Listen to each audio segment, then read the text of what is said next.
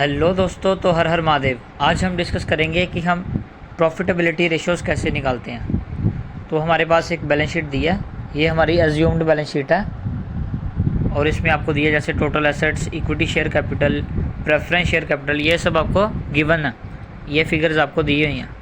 अब हम निकालना चाहते हैं कि यार इस धंधे का जो है वो प्रॉफिट मार्जिन क्या है। इसे कहते हैं नेट प्रॉफिट मार्जिन, जो हमने पिछले वीडियोज़ में पढ़ा था, प्रॉफिट आफ्टर टैक्स। तो इसका फॉर्मूला होता है net profit divided by sales into 100। और आप देख सकते हो कि नीचे आया ये हमारा 18.75%। इसका मतलब है कि हर 100 रुपये के पीछे हमारा बिजनेस 18.75% का नेट प्रॉफिट कमा रहा है। And next is your EBITDA margin. अब एबिटिडा मार्जिन में क्या होता है कि आपकी जो बिज़नेस की जो कोर प्रॉफिटेबिलिटी है वो पता लगती है। नेट प्रॉफिट में क्या है कि आपका डेप्रिसिएशन, अमोर्टाइजेशन और इंटरेस्ट के बाद का प्रॉफिट वो सब उसमें कैलकुलेट होता है। पर EBITDA margin is very much useful criteria for measuring the fundamental analysis. तो अगर आप देखो एबिटा मार्जिन जो है वो हमेशा ज़्यादा ही मिलेगा आपको नेट प्रॉफिट मार्जिन से। 30% आ रहा है, इसका मतलब बिज़नेस में मार्जिन अच्छा है। 30% का मार्जिन बहुत अच्छा है बिज़नेस का। Next is your return on equity. अब इसका फॉर्मूला है net profit divided by equity share holders.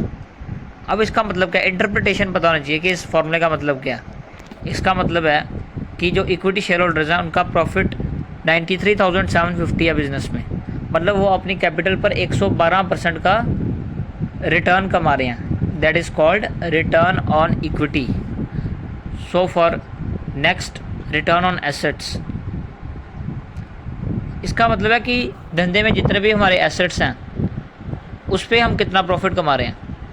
तो नेट प्रॉफिट हमें दिया था 93,750 और हमारे पास जो टोटल एसेट्स हैं वो 3 लाख के। तो हम डिवाइड करके निकालेंगे, इसका आएगा 31%।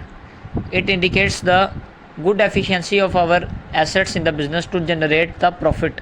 इससे हमें पता लगता है कि कितनी एफिशिएंटली एसेट्स यूज़ हो रहे हैं बिजनेस के। नेक्स्ट इज और EPS। EPS कैलकुलेट होता है इक्विटी शेयर होल्डर्स के पॉइंट ऑफ व्यू से। जो इन्वेस्टर्स हैं वो हाई EPS को ही प्रेफर करते हैं ज़्यादातर, और वो हमने निकाल लिया था पहले। 10 रुपये का EPS आ रहा है। इसको कहते हैं NI, net income divided by number of equity share holders.